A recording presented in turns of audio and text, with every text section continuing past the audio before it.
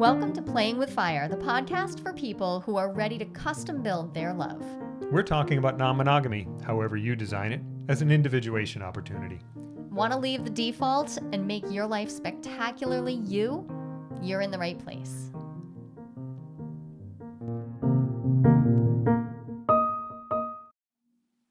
Ken, we've got to talk about coming out. Yes. Again.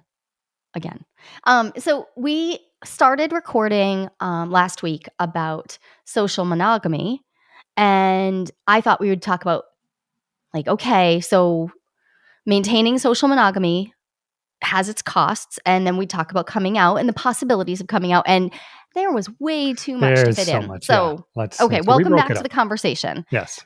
The whole concept of coming out, just that idea, really, let's face it, it's rooted in the basis of like coming out around your sexual orientation. That Right. phrase, that's generally how we talk about it, although more and more about gender identity.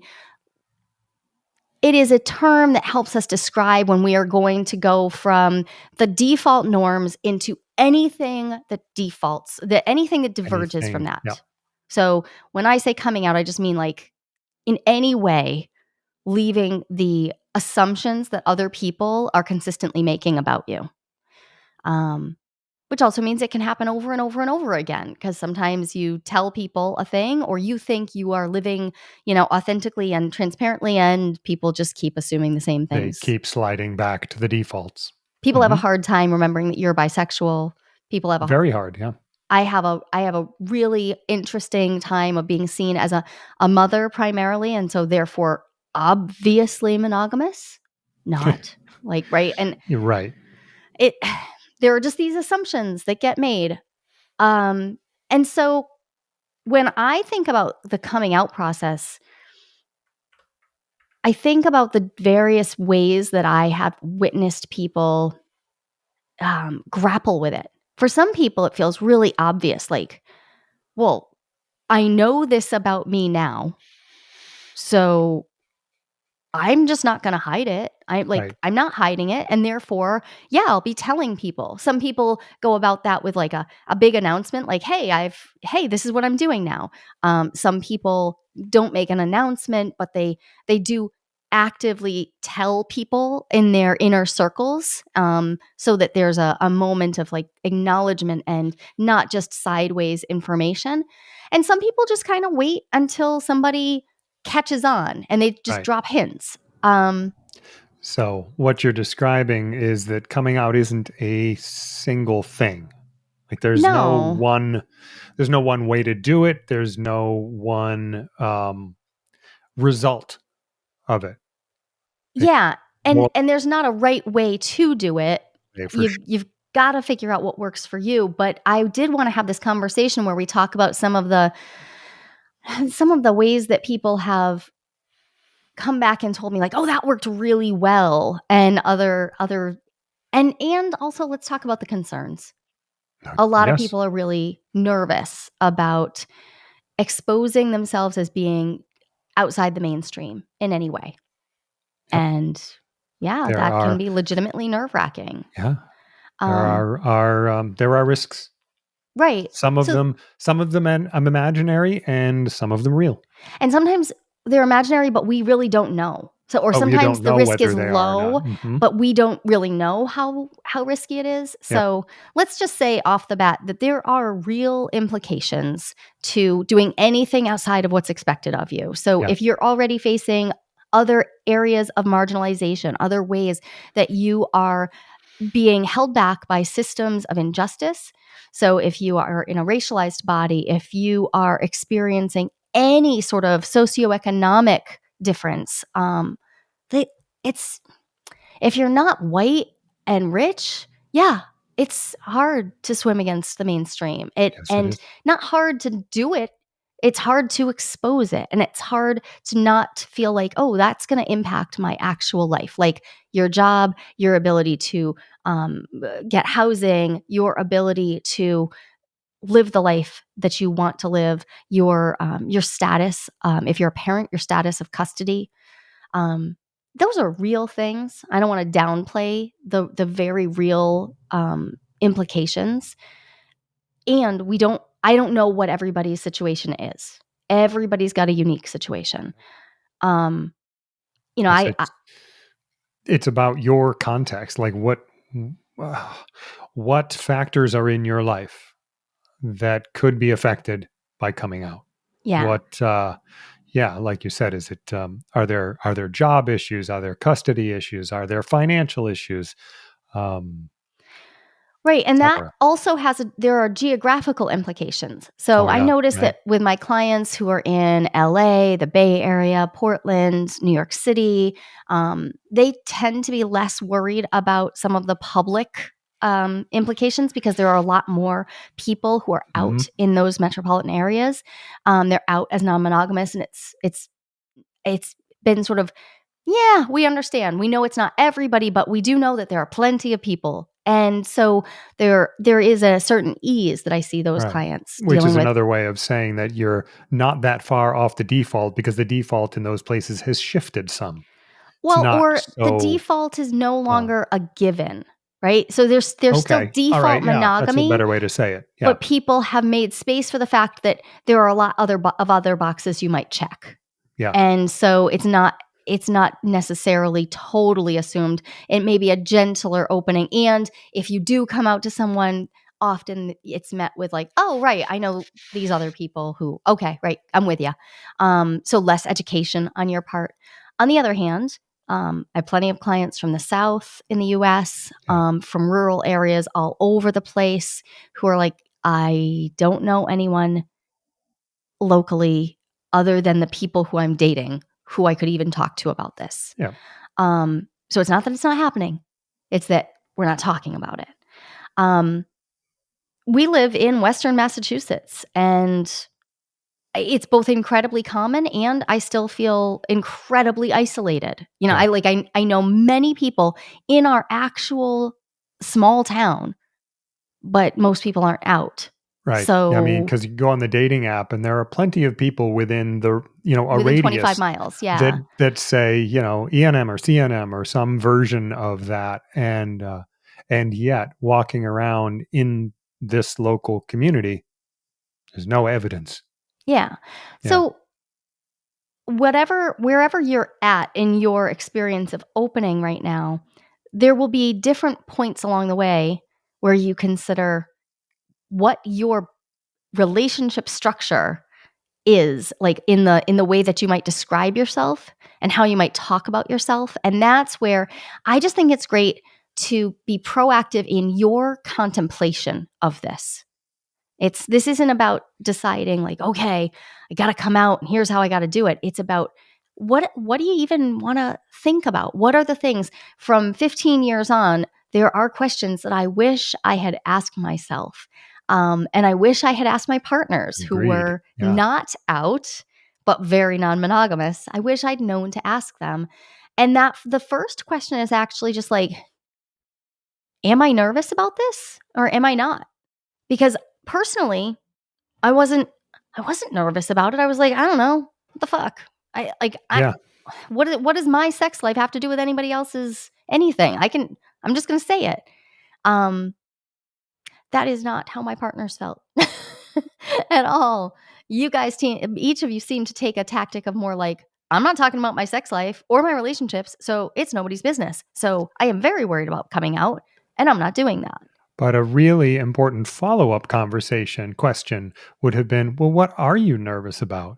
Because when I think back to that time, and yep, I was like, no, I'm just not going to talk about it. Okay, why not?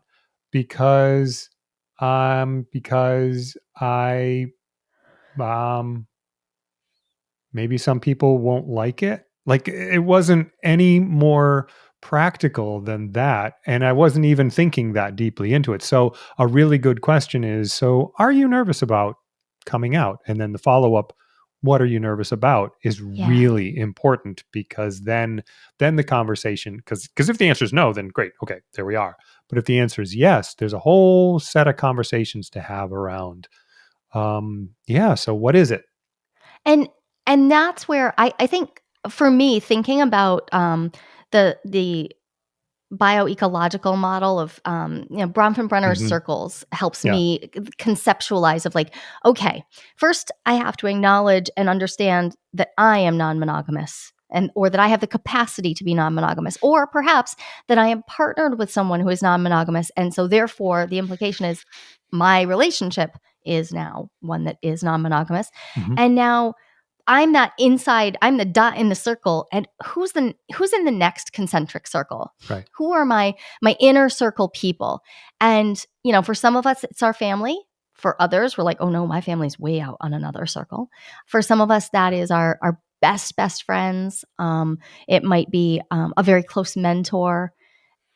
It might be that your like different parts of your family are in or out. But I think about that as like, okay, there's your inner circle. Some people are really nervous about telling their inner circle, and they're totally fine with telling like broad swath. Like if they went on vacation somewhere or whatever, they're totally fine with being public about it, but they don't want it tied back to their personal, like their intimate life. Right. Other Yeah. people are the exact opposite. They're like, well, I don't want to make a big show out of it. I don't want to talk about it like on my social media, but I do want my inner circle to know. I do want them to know me this way. I want to make it clear. I also don't want them to be suspicious about things. So again, it's not that there's a right or a wrong here, but I see the trends in how some people are really nervous to tell their adult children, or really, really nervous to tell their best friend. Yeah. And other people are nervous really about not telling those people. They're like, ooh, if I don't tell them later, will it feel like I kept a secret? Like I didn't share Right. who I was? Yep. So the Um, context of the individual relationships is relevant. And those different circles, well, this part of the conversation feels to me like it links back to our discussion about social monogamy, which is that in order to have these discussions, you kind of it's going to go a lot better if you have the actual discussions within the relationship of what it is you're coming out about or with. I mean, there's so many different styles, so many different relationship styles. What is it that is important to share, right. What language works for you? and what language? Hmm. And what language works for the people that you are partnered with and negotiating with. So, episode 89 of Playing with Fire it's a long episode, but it's really a glossary. It's the, Mm, and it's just our glossary of like, here are words that people use to describe their relationships. That's a great listen from here. If you're just like, I don't know how I would even describe this. Yeah. Getting clear on what language even works for you is helpful. And then I also like for people to take into account, for some of us, this is a bottom line requirement. I happen to be a person who I'm done being other people's secret. That doesn't work for me. It's also almost impossible for me because being someone's secret means actually meeting them in secret and not being anywhere public, because I have a public face and my public research and I am out. And so, yeah, it's unreasonable for me to be dating as if people aren't going to notice. I I have I have enough outness to not feel like I would have to actively lie. And I'm not down for actively lying. Not just not tell people, but I'd have to actually you'd have lie. to, yeah, you'd have to make up a Um, story, and that's not and that doesn't part work for of me. that alone So doesn't it's a work for you, and your life, your like this podcast alone makes it logistically complicated But I've to noticed that you and so many people that I've worked with and dated have had you have a different relationship. While people may find you through the podcast, yeah, not like your public face isn't everywhere attached to this. Your right, research isn't attached to this. yeah. So you seem to have had a more like, well, I don't need, it doesn't really matter as much, or it seems like it doesn't matter as much to you whether you are someone else's secret. Like, not like I think I'm putting that in the wrong way.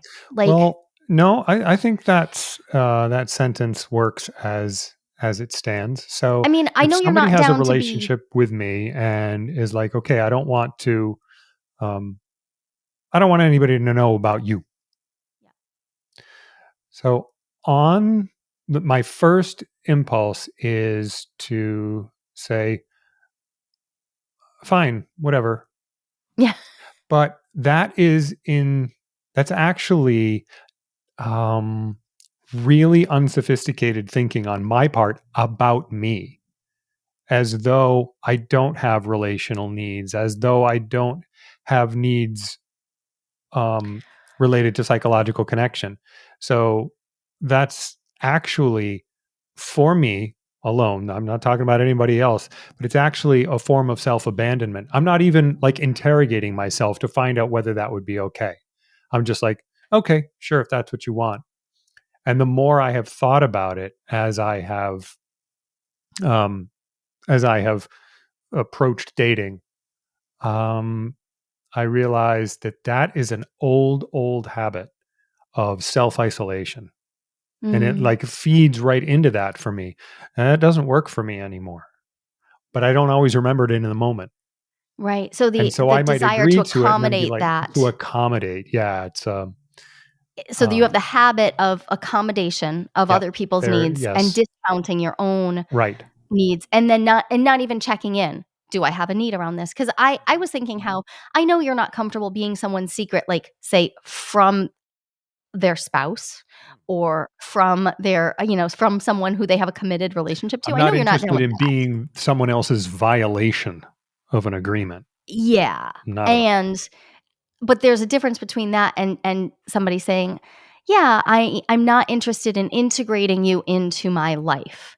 And there's a lot to consider there. So when we're talking about outness, like, I don't need to be integrated in someone's life to not be their secret, Yeah. right? I Yep. like I have had partners where I've met their children and hung out with them and enjoyed, a lot of fun with them, and I'm their parents' friend because they aren't out to their kids yet. And that does not feel like the same kind of burden as if I am expected to literally never know where this person lives or have any Hmm. Yeah. connection to their world.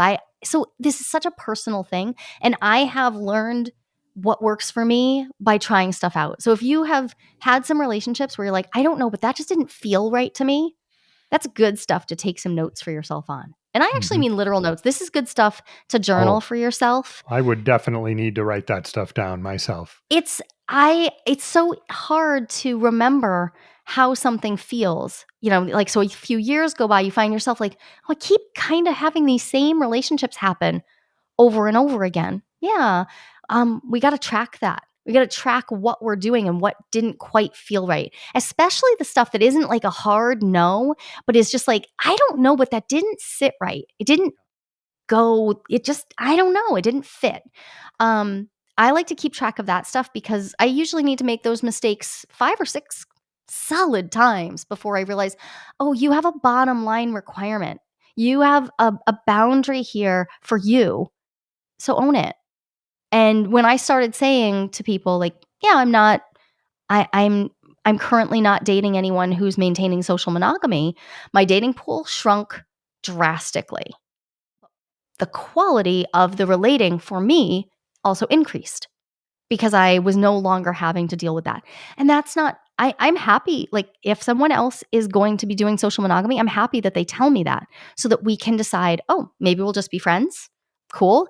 Maybe, and which calls into question what the whole dating thing is. Where Cause the line for me, is. it's Yeah. primarily friends, Hmm. but, or maybe it's that, okay, cool. Maybe we'll meet at a party. Maybe we'll go to a play party together and you might be a great fit for me there, but I'm not going to build a relationship with you. Right.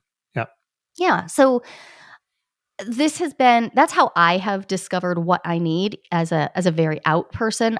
But there's another question that I think is super, super helpful, which is like, what what boundaries do you have about how you're as you come out, as you claim who you are? Do you have any boundaries about what language you want other people to use about you? Mm. So, like, I've had family members call me a polygamist, and I'm like, no, that's not the right word. please don't use that word because that's not actually what we're doing. And I'll gently explain it to them because I have chosen to carry the mantle of educator. But I've also had people label my partnerships or label me at times as secondary, and I'm not okay with that language. Mhm. It does not work for me. Um, and so that's an edge. That's a hard line. I'm a full no for that, but I didn't know that at first. Right. And so I found myself in situations where people used that language, and sometimes they even apply it. I have been called your primary, and I'm like, I mean, it's just that's not the That's not role. the We have a language. Yep. lot of overlapping responsibilities, but Mhm. I am not comfortable having other people show deference to me because I happen to Right. be married to you. Mhm. That does not work for me. And that blows people's minds. They're like, "What do you mean? Don't you want me to respect you?" I'm like, "Yeah, I do as a human. I want you to respect me as a human, but I don't want you." For instance, I've had a number of people, a number of people ask me for your phone number and specifically Yeah. to if I'm okay with them contacting you. And I'm like, "Well, you're already on his Instagram and Facebook and you've met him.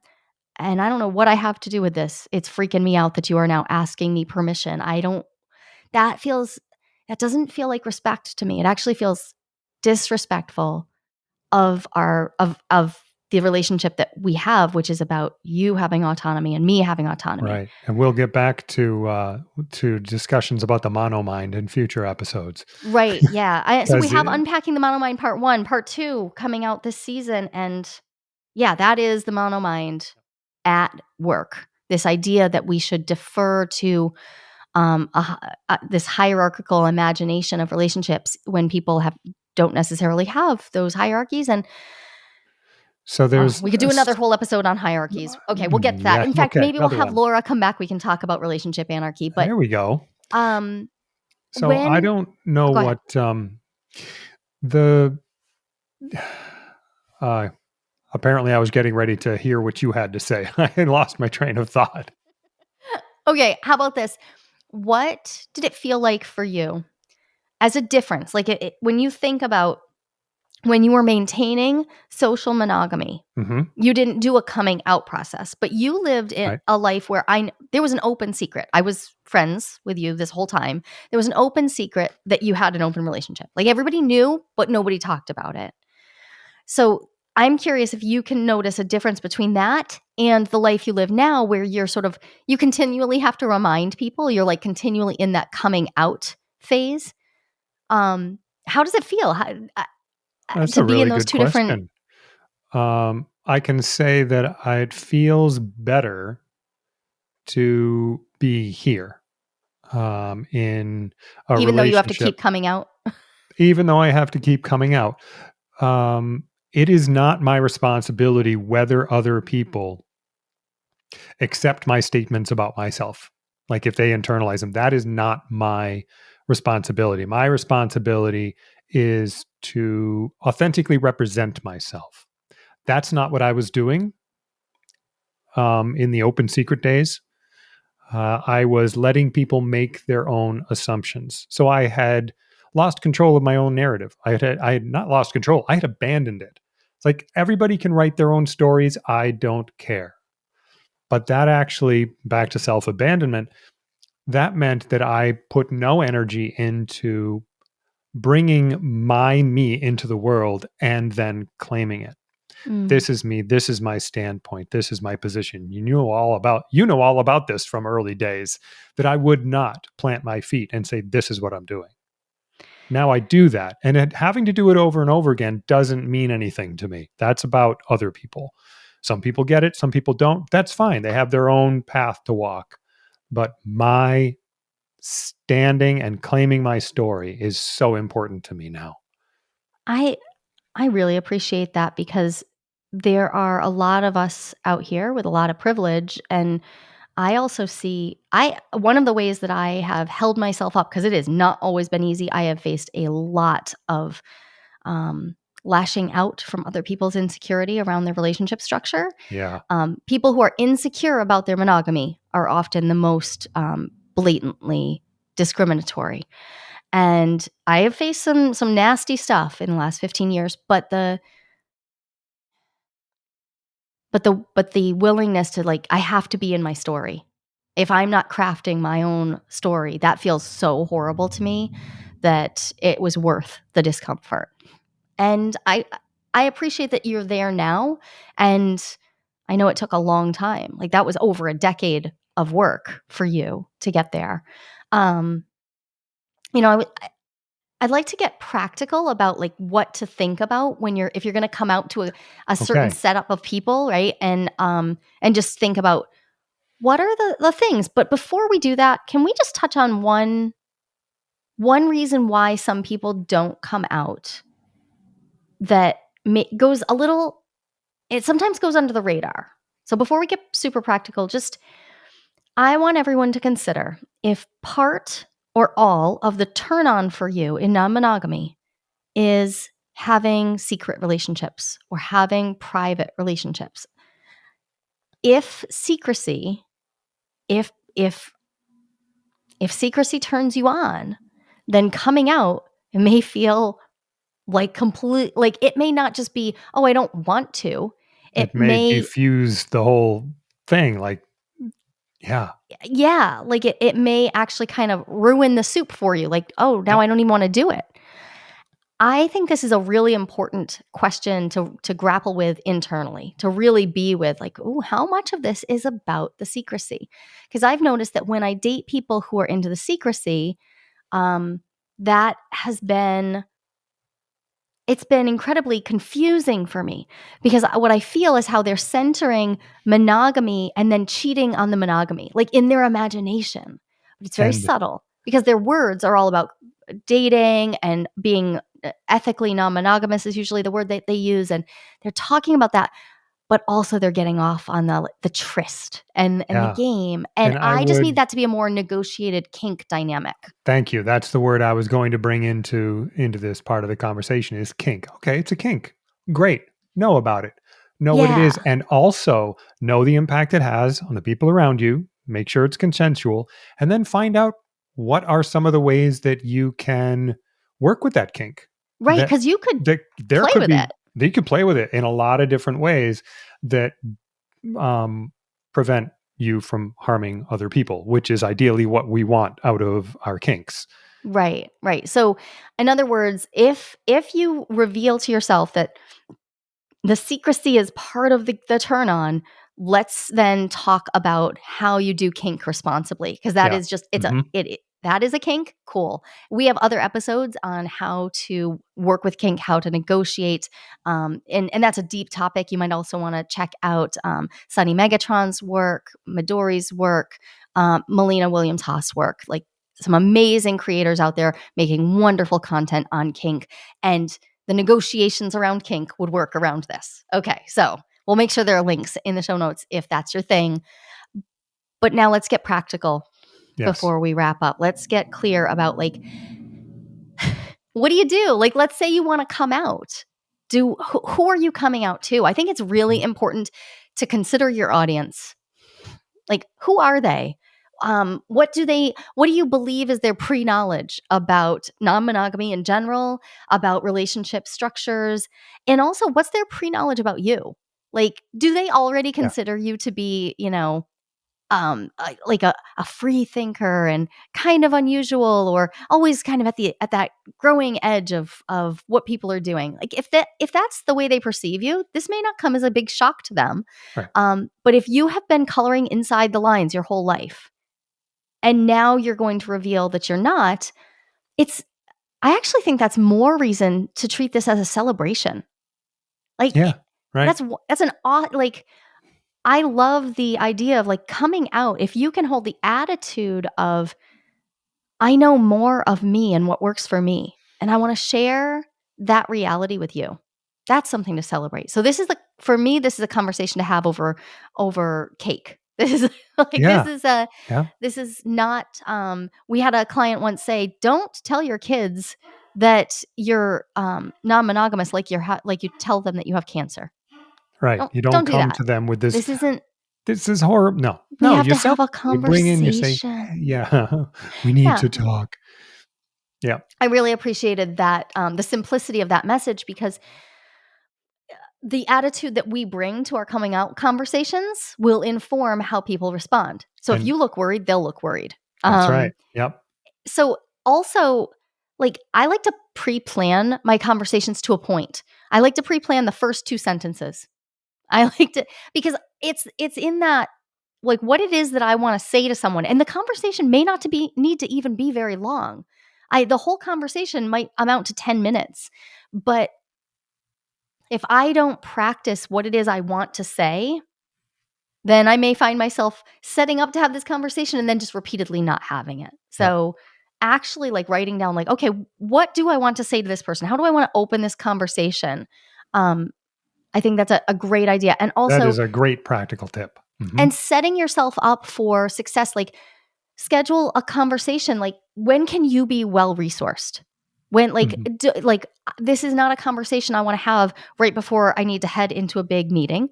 It's also not a conversation that I want to have when I know that everybody around me is super stressed out about other unrelated stuff. Yeah. So if you have the opportunity to come out to people and you want to do that, yeah, I think it really is it's a thing to be thoughtful about without making it such a big deal, right? I do think it can be a celebratory, pleasant, fun conversation. I also think that this conversation often happens over alcohol.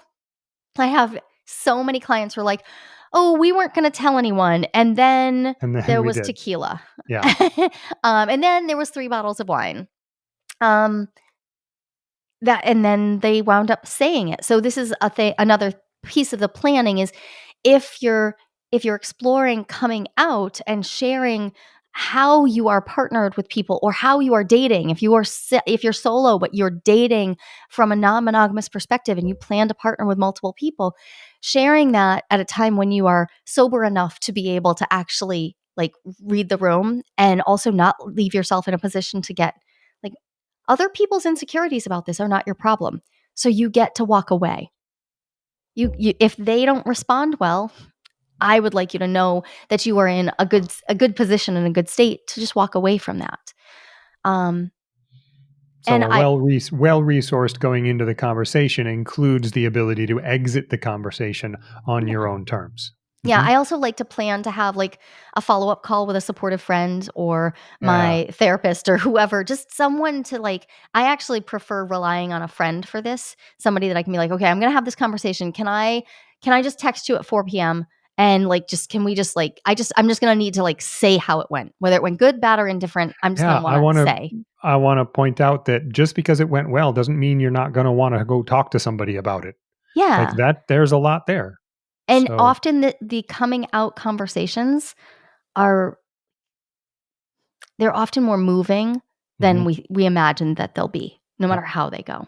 yeah. Um, and the other thing I like to really pre-prepare is where am I going to draw my boundary?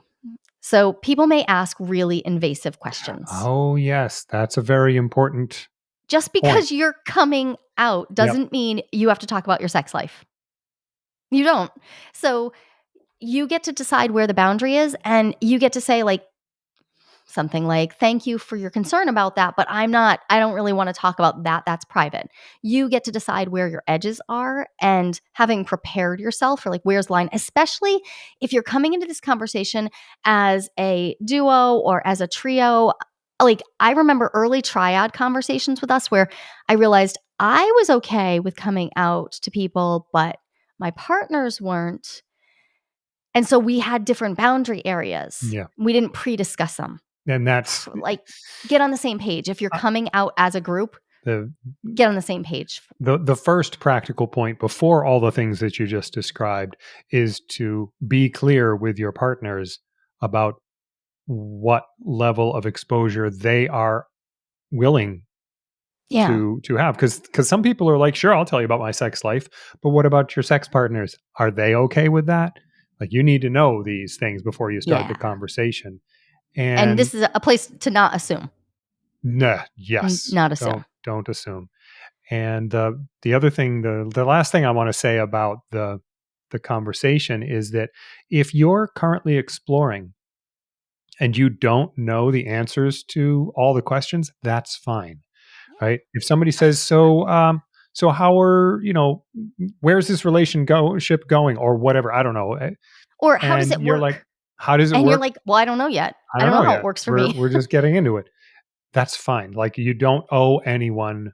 Well, you don't owe anyone answers to the questions, to any questions. And they But can be this is curious, but about you don't express. have you don't Totally, have they to be can the be expert curious, for but you them. don't have to be the expert, right? So Jolie mentioned that she has said, "Okay, I'm going to be the educator."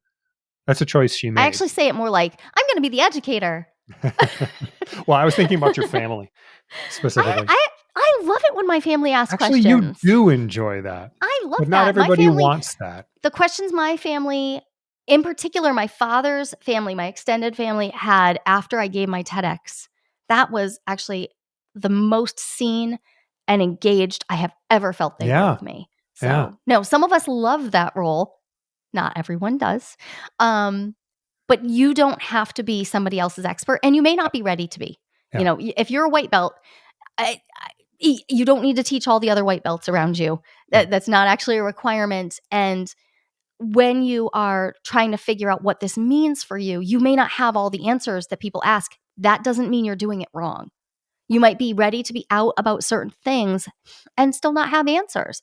yeah, And sometimes the core of their questions is, when somebody cares about you, the core of their question is really going to be, are you okay? Is this okay for you? Are you right, actually consenting to this? yeah, Did you get tricked? Are you being abused? Are you being hmm hurt?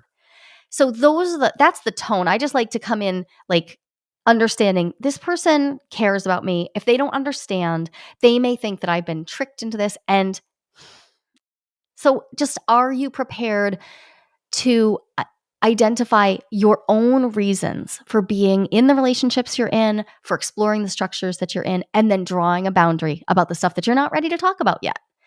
If you can do that, the conversation is going to go well. And again, this is also all contextual.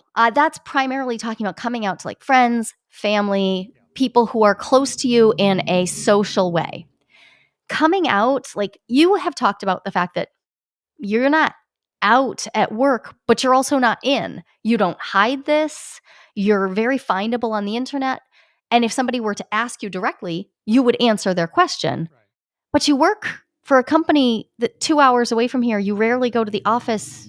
It just doesn't come up. It's just not relevant to that context and by design. It's a corporation. They don't really want your they don't want to deal with Your humanity? relationships or Weird. humanity. Afraid so. Right. So it's not relevant, and it doesn't. No one is harmed because that's the context of that office And you've anyway. So agreed not to harmed operate within that. beyond the harm that is incurred by ignoring your relational and internal experience. Yeah, you've made like a pre-commitment to being harmed in that way That's by right. doing that job. I There are other people who work in other ways. Let's say you are, a teacher comes to mind. So when I teach university, it's funny for me because I teach human sexuality. I usually teach either psych of human sexuality or just straight up human sexuality. And um, yeah, obviously I don't mind being out. But when I walk around a campus and I see people who I know, because I know, are non-monogamous and they are not out in their workplace. And they're teaching subjects where it wouldn't come up in the course of their conversations. And so they've made choices. I don't know what the right choice is for you. But when we're talking beyond our friends and family, we do need to take into account the reality that not everybody's open-minded. And the other area where that comes up is our housing. Um, Sure. Yep. Polyamory, non-monogamy is not a protected identity. And so there are real implications. We had Laura Boyle recently wrote Monogamy in This Economy. And that book breaks down some of the real implications of sharing housing, cohabiting with other people in this monogamous culture. And I think that's a great reference point. If you're concerned about that stuff, that's the book I would turn to next. Definitely. Yeah. It's a great starting point for considering, okay, what do we need to take into account as we come out in these other ways, or as we're living with more people? And even if you're not living with other people, I think that's a great book to talk about. Well, what if it can stretch your Yeah, imagination about what's possible? it's a great resource for the practicalities of it, Yeah. of which coming out is one. And Yeah. as we wrap up, I want to invite everybody. This is a complicated conversation. There's a lot to it. I'm sure we will come back to it in another episode, but we invite questions about that and comments to our Ask Me Anything. Yeah. So every month we have a Playing with Fire Ask Me Anything. All of our listeners are welcome. The groups at this point, the groups are usually small, and I love that. It's They're great. just Yeah. intimate Can circles really where get we're into it. actually talking to each other. So you can absolutely come in and just listen, and that's fine. But expect that you will have an opportunity. I mean, so it is currently summer of 2024. At this point, those conversations are small enough for you to actually ask a question and talk and be in discussion, be in community. And if you choose to lay low, that's respected as well. But we would love to have you. You can join us by grabbing a spot at joliehamilton.com/AMA. There's no one right way to design your relationship. And lots of people, actually about 25%, according to a recent national survey, are interested in some type of open relationship. But how do you know if you are ready to open up happily? Not everyone is, and that's no problem. I've got a 60-second quiz that will give you the answer. And even better, you'll walk away with your next step, whether you're good to go or not so much when it comes to opening up. And this is no BuzzFeed nonsense. I personally designed this quiz from my years of academic research. Go to joliequiz.com. That's JOLIQUIZ.com. And find out if you're ready to open up happily and what to do if you are or if you're not.